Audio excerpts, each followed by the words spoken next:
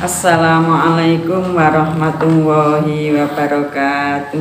Waalaikumsalam warahmatullahi wabarakatuh. Innal hamdalillah nahmaduhu wa nasta'inuhu wa nastaghfiruhu wa na'udzu billahi min syururi anfusina wa min sayyiati a'malina. May yahdihillahu fala mudhillalah wa may yudlilhu fala hadiyalah.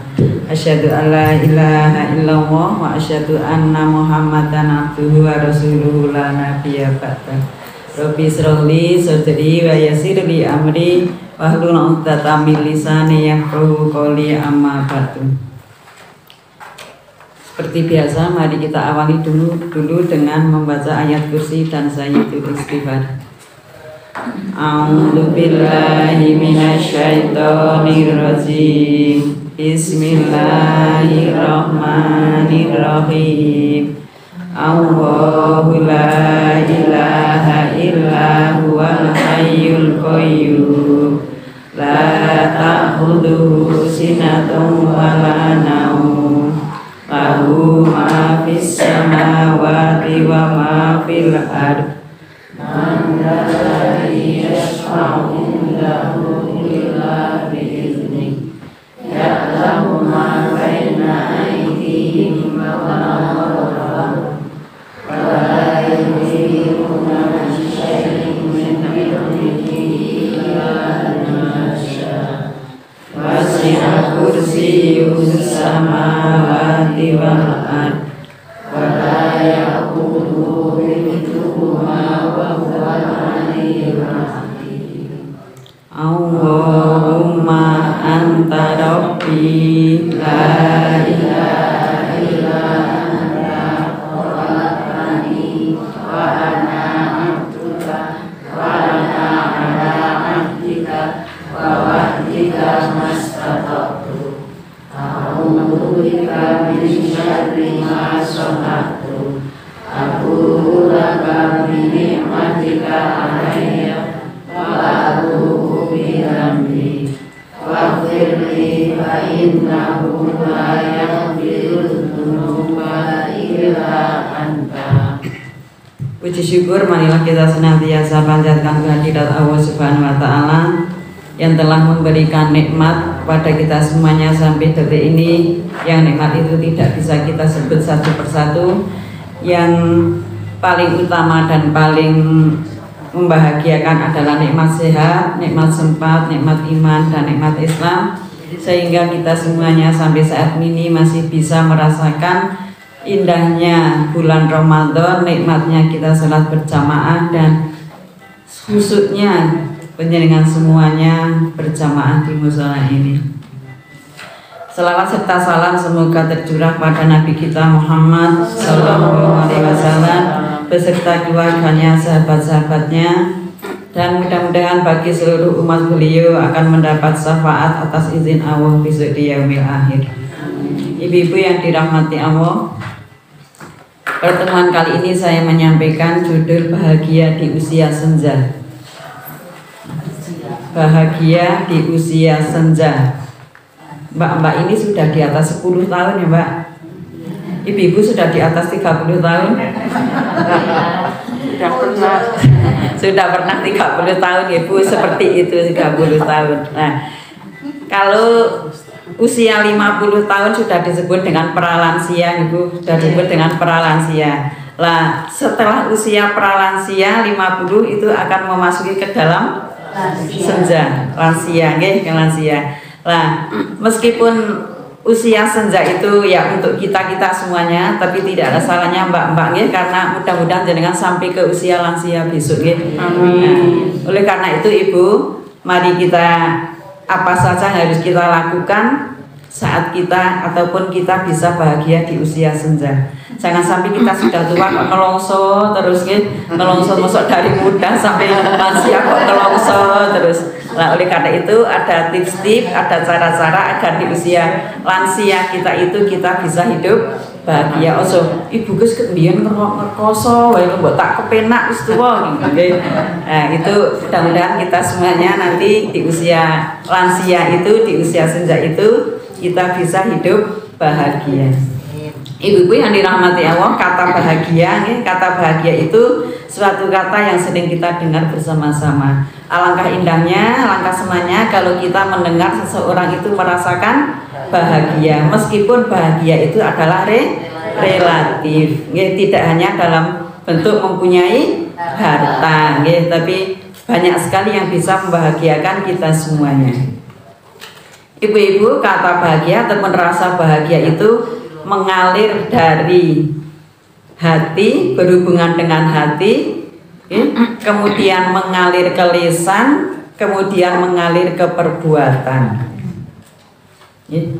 Jadi antara hati, lisan, dan perbuatan itu sering berkaitan. Hati, lisan, dan perbuatan itu berkaitan. Karena tiga hal ini, maka seseorang yang sedang menemukan kebahagiaan itu akan merasa nyaman, akan merasa bahagia, akan merasa tenang. Nah, rasa-rasa itu akan terpancar dalam keceriaan wajah. Berarti mboten besengut, mboten merengut, mboten mesengut, nek wong bahagia niku. Oleh karena itu ibu-ibu, karena bahagia itu bisa memunculkan sifat keceriaan, bisa memancarkan keceriaan, siapa saja itu mesti merindukan bahagia. Anak kecil pun itu pengen bahagia. Saiki nek enten cah cilik kok gek dolanan, kok diserobot dolanane kan nggih mangkel nggih. Mbok gek keceh nggih saking senenge kecehan. Gek pasaran nggih seneng ke pasaran ngoten. Maka dari itu baik itu anak-anak ataupun remaja ataupun orang tua itu sangat merindukan bahagia. Tapi untuk kita semuanya yang sudah lansia, kita juga akan hidup bahagia. Oleh karena itu ibu-ibu, supaya kita itu bisa meraih kebahagiaan di usia senja dan tidak repot terus ada tips-tips yang harus kita lakukan, yang harus kita jalani supaya kita bisa menikmati hidup bahagia di usia senja. Tips yang pertama adalah kita harus berhusnudzon. Jadi ada tips yang harus kita lakukan untuk bisa kita menikmati kebahagiaan di usia senja. Yang pertama adalah kita harus husnudzon. Apa husnudzon ibu-ibu? Berprasangka baik. Kepada siapa kita berprasangka baik? Yang pertama adalah kita harus berprasangka baik ataupun berhusnudzon kepada Allah. Jadi tip yang pertama harus berhusnudzon. Husnudzon yang pertama itu kita tujukan kepada Allah. Ibu-ibu yang dirahmati Allah, kita harus yakin bahwa Allah Subhanahu wa Ta'ala itu akan memberikan ujian sesuai dengan kemampuan kita. Kemarin dikatakan oleh Pak Mami, wong ki wangsi nawang. Kaya nek ndelok ibu kae kok seneng terus, seperti halnya kita melihat gunung. Ini bukan Gunung Sindoro, Gunung Sari Sumbing. Kalau dari sini rasanya bagus sekali. Tapi kalau saya mau ke Ngadirjo lewat Tambio, sebule Sindoro ki kaya ngono. Teng jero wae isine watu-watu dan sebagainya. Nah begitu juga manusia itu nek disawang kaya ini seneng terus, ning jebule atine ada yang sering tidak seneng. Maka dari itu kita harus yakin bahwa Allah itu memberikan ujian sesuai dengan kemampuan manusia itu sendiri. Cetok welo-welo kemarin Pak Mami. Manusia itu ibu-ibu jika diberi ujianku mboten mesti elek terus nggih. Betul mesti barangnya terus. Jika diberi ujian baik yang menyakitkan ataupun yang menyenangkan atau yang menyusahkan, itu harus tetap berprasangka kepada Allah. Karena Allah sudah memberi ngendika dalam surat Al-Baqarah ayat 155 sampai 157. Mungkin ibu-ibu, mbak-mbak semua dibuka ke. A'udzubillahi minasyaitonirrajim. Wa nabluwannakum bisyai'im minal khaufi wal ju'i wa naqsim minal amwal wal anfus wal samarot wa basyiris sabirin alladzina idza asobatkum musibah qalu inna lillahi wa inna ilaihi raji'un. Ulaika alaihim sholawatun mir rabbihim wa rahmah wa ulaika humul muhtadun. Dan sungguh akan kami di sini kami Allah akan berikan cobaan kepadamu dengan sedikit ketakutan, kelaparan, kekurangan harta, kekurangan jiwa dan buah-buahan. Dan berikanlah berita gembira kepada orang-orang yang sabar. Siapa orang yang sabar itu? Yaitu orang yang apabila ditimpa musibah mereka mengucapkan ya, kita milik Allah dan akan kembali kepada Allah.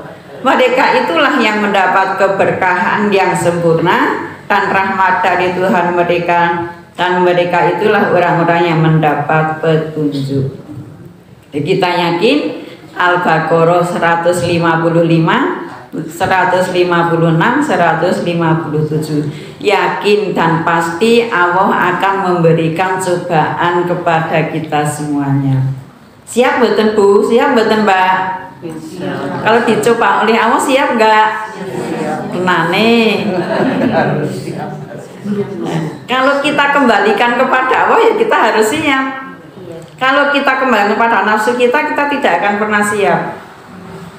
Ya enggak? Karena baik menurut Allah mesti baik bagi kita, tapi baik jelek menurut manusia belum tahu jelek menurut Allah. Jadi semuanya kita kembalikan kepada Allah. Ya harus siap apapun cobaannya. Kalau diberi cobaan ya kembalikan saja, yakin saja. Karena kita sedang diuji oleh Allah, apapun itu bentuknya. Di sini disebutkan berupa ketakutan. Kalau kita melihat negara-negara Islam di benua sana, ya Bu, tidak pernah hidup tenang. Ya.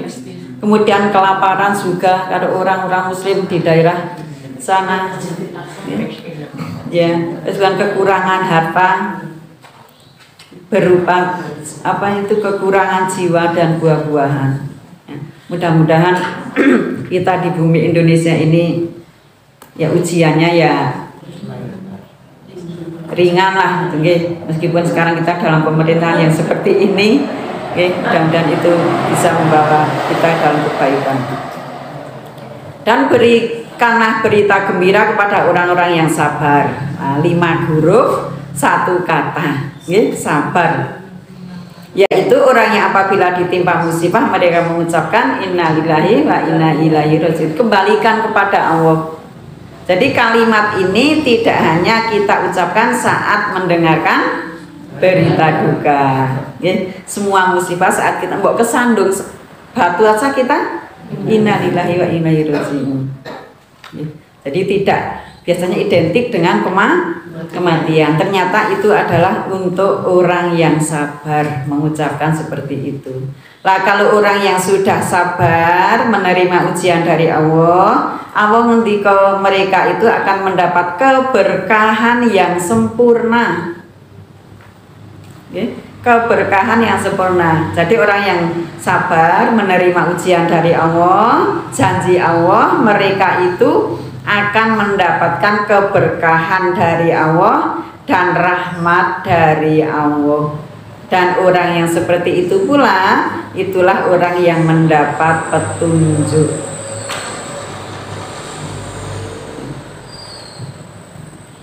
Kemudian yang kedua Ibu, firman Allah dalam surat Al-Baqarah ayat 286 penutup surat Al-Baqarah. Bagaimana bunyinya Mbak? La yukallifu wahu nafsan illa wus'aha laha ma kasabat wa 'alaiha maktasabat. Rabbana la tu'akhidna in nasina aw akhtana. Rabbana wa la tahmil 'alaina isron kama hamaltahu min qablina. Rabbana wa la tuhammilna ma la taqata lana bih wa'fu anna waghfir lana warhamna anta maulana wansurna alal qaumil kafirin. Itu menjadi pegangan kita dalam ayat ini. Allah tidak membebani seseorang melainkan sesuai dengan kemampuannya. Dia mendapat pahala, dia di sini adalah dia manusia yang sabar itu, mendapat pahala dari kebaikan yang dikerjakan dan mendapat siksa dari kejahatan, dari perbuatan jahat yang dikerjakannya. Mereka berdoa, ya Tuhan kami, janganlah Engkau hukum kami jika kami lupa atau kami salah. Ya Tuhan kami, janganlah Engkau bebani kami dengan beban yang tidak mampu kami memikulnya, seperti beban yang dibebankan kepada orang-orang sebelum kami. Ya Tuhan kami, janganlah Engkau pikulkan kepada kami apa yang tidak sanggup kami memikulnya. Maafkanlah kami, ampunilah kami, dan rahmatilah kami. Engkaulah pelindung kami, maka tolonglah kami menghadapi orang-orang kafir. Ini isinya doa, Ibu. Isinya doa, mohon untuk bisa dibaca sehabis sholat ataupun saat-saat mustajab kita berdoa, karena memang doa ini betul-betul, kalimat ini betul-betul sangat baik sekali, sangat menyentuh hati sekali. Bahkan ini kan permohonan kita nih, permohonan berdoa itu kan permohonan kita kepada Allah. Jangan kita dibebani yang tidak kami mampu memikulnya. La yukallifu nafsan illa wus'aha. Allah tidak akan membebani seseorang di luar kemampuannya. Jadi mantep mawon, mantep mawon. Meskipun kalau sedang diuji itu koyoni DWI, ini koyoni DWI, koyoni DWI. Memang kalau di rumah ya kita dewean. Seperti juga kalau kita di rumah kok sedang sakit. Kaya ini orang nono sing wong loro kaya nyong gitu nggih. Tapi kalau kita ke rumah sakit, subhanallah Ibu, tinggledah orang bermacam-macam sakitnya. Nah, oleh karena itu monggo kita harus selalu berhusnudzon kepada Allah agar kita itu hidupnya tenang, bukan kemerungsung. Memang kalau melihat orang lain rasanya senang terus, ya kita kembalikan saja koyo nek melihat gunung. Ya batu bebatuan seperti itu, ada jurang, ada batu, ada. Nah, semua orang itu juga diuji oleh Allah, itu ya ada jurangnya. Nah, kalau kita sampai terpeleset ya nanti kita menjalankan hal-hal yang tidak disyariatkan, ya kita nanti akan terjerumus. Padahal ada seorang ulama mengatakan kesalahan seorang wanita itu ya, salah satunya itu mendatangi dukun. Enter Ibu, wanita mendatangi dukun tujuannya men selalu disayang suami ataupun men suami ini tidak selingkuh. Itu banyak tuh seperti itu. Nah, mudah-mudahan kita sebagai wanita muslim dan Insya Allah muslimah benar Ibu, insya Allah muslimah benar, terhindar dari yang seperti itu. Ini jangan sampai kita mengikuti hal-hal yang tidak baik, karena semuanya kita kembalikan kepada Allah, bahwa Allah akan menguji kita sesuai dengan kemampuan kita. Kita akan mampulah apapun ujian kita, entah ekonomi, entah mungkin tetangga, entah anak, dan lain sebagainya lah. Itu ujian-ujian kita. Dan mudah-mudahan ujian kita itu hanya kerikil ya Bu, hanya kerikil lah, ataupun pasir aja, jangan yang batu-batu jeruak itu, jangan ya.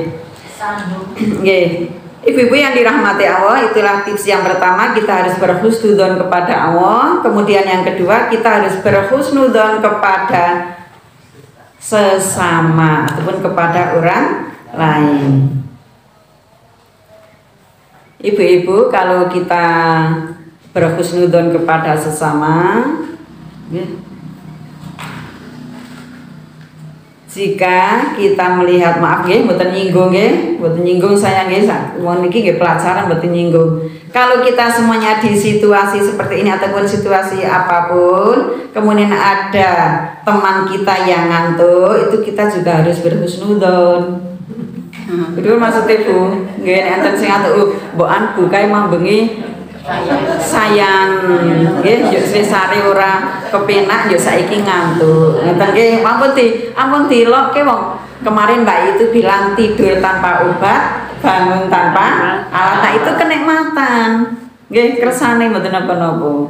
Nggih, kita jangan bersuudzon kepada orang lain. Harus kita buke ben ora usah digugah. Ora usah diwungokke, engko wae nek sare bubar gek diwungokke, mbokan kesel wong mambengi nganti bengi. Nggih, dan lain sebagainya. Atau mungkin tidak sholat lail sore tapi sholat lail malam nggih. Ibu-ibu yang dirahmati Allah, jadi kita harus melihat orang itu kebaikannya, nggih. Kita harus, kalau kita ingin berbuat sesuatu yang baik kepada orang lain, itu kita introspeksi diri. Jangan melihat kesalahan orang lain terhadap diri kita, tapi lihatlah kesalahan kita terhadap orang lain. Jangan melihat kebaikan kita terhadap orang lain, tapi lihatlah kebaikan orang lain terhadap kita. Wis penak nek kados niku Bu. Jadi dhewe ora tau dhewe rasa mangkel atau dhewe rasa benci kali orang. Kita harus yakin bahwa orang itu selalu berbuat baik kepada kita. Tapi jangan kita merasa saya selalu berbuat baik kepada mereka. Dalam surat Al-Hujurat ayat 12, Allah berfirman, Al-Hujurat ayat 12, ya ayyuhalladzina amanu stanibu katsiran minadz-dzanni inna ba'dadz-dzanni ismu wala tajassasu wala yaghtab ba'duhum ba'dun ayyuhibbu ahadukum ayyakula lahman akhihi maita fakaritumu wattaqullah innallaha tawwabur rahim. Ya orang-orang yang beriman, jauhilah kebanyakan berprasangka. Nah niki harus menjauhi prasangka, karena sebagian dari prasangka itu dosa. Apa yang ngendika ini Bu? Jadi kalau kita berprasangka jelek kepada orang lain, itu kita berdosa. Dan janganlah mencari-cari keburukan orang lain. Dan janganlah menggunjing satu sama lain. Adakah seorang di antara kamu yang suka memakan daging saudaranya yang sudah mati? Maka tentulah kamu merasa jijik kepadanya. Dan bertakwalah kepada Allah Subhanahu wa Ta'ala. Sesungguhnya Allah Maha Penerima Tobat lagi Maha Penyayang. Nah, jadi Allah melarang kita berprasangka buruk kepada orang lain. Ana wong sing pancen sok arep rasane nyalahke wae karo wong. Apalagi kita berorganisasi Bu. Nggih mboten. Berorganisasi kita ada orang ana wong sing wis rasane wis menurut yang lainnya itu sudah melangkah benar, tapi ada yang dicacat, enten nggih? Nah, banyak. Itu kita berorganisasi itu apa itu nggih? Nggih, latihan sabar. Ngomong wong. Nggih ngomong wong. Kayane ya wis bener nih. Nglakokke napa niki misalnya bendahara nggih, sing nglakokke uwange kayane ya wis pos-posnya. Iso ana wae ya sing maido ya ada saja. Nek kon nglakoni mboten iso. Nggih, nek kon nglakoni mboten kersa. Nggih, niku. Nah, maka meskipun ada yang seperti itu, tapi kita tidak boleh berprasangka buruk. Karena kita berprasangka buruk itu dosa. Ya wis ben lah kaya ngono. Sepenting kita tetap berjalan di jalan yang benar. Aturan. Anane nyacat lah apa sing dilakoni karo kancane. Nggih. Nah. Dan janganlah mencari-cari keburukan orang. Anek mitani eleke wong nggih. Nggih gampang. Ora rampung nek mitani eleke wong. Sebetulnya kalau kita sedang mencari kesalahan orang lain, itu sedang menutupi kesalahan diri sendiri. Jadi ada peribahasa pripun? Gajah di pelupuk mata tak tampak, tapi kuman di seberang lautan tampak jelas. Nah niku. Anane ngarep metani, metani kesalahan nggih mboten metani tumo. Nggih, metani seperti itu. Itu banyak sekali seperti itu. Kemudian janganlah menggunjing satu sama lain. Ini satu kalimat ini isinya jangan menyindir kita, maka kita harus bisa berhati-hati. Diumpamakan oleh Allah orang yang selalu berprasangka buruk, selalu mencari-cari kesalahan orang lain, menggunjing satu sama lain, diumpamakan di sini, adakah di antara kamu yang suka memakan daging saudaranya yang sudah mati? Bangkai yang sudah mati, maka tentulah kamu merasa jijik. Nah, kalau kita melakukan seperti itu kita harus jijik. Kalau kita jijik berarti kita tidak akan melakukan. Nah. Ibu-ibu yang dirahmati Allah, baru satu nomor ibu, baru satu nomor karena waktunya sudah lebih, nanti Mbak sekolah. Itulah ibu-ibu, baru satu tip yang harus kita lakukan untuk kita bisa hidup di usia senja. Yang pertama tadi saya ulang, yaitu harus berhusnudzon kepada Allah, bahwa Allah akan membebani kita, akan memberi ujian kepada kita sesuai dengan kemampuan kita. Kita yakin saya bisa. Saya bisa mengarungi ataupun melewati masa-masa ujian itu, karena saya yakin bahwa Allah itu maha penyayang, mesti sayang kepada manusia, sayang kepada kita semuanya, asal kita selalu beribadah kepadanya. Kemudian yang kedua, kita harus berhusnudzon kepada sesama manusia. Ibu-ibu yang dirahmati Allah, itu yang bisa saya sampaikan. Kurang lebihnya mohon maaf. Nasrul minal fadlul qarib. Assalamualaikum warahmatullahi wabarakatuh.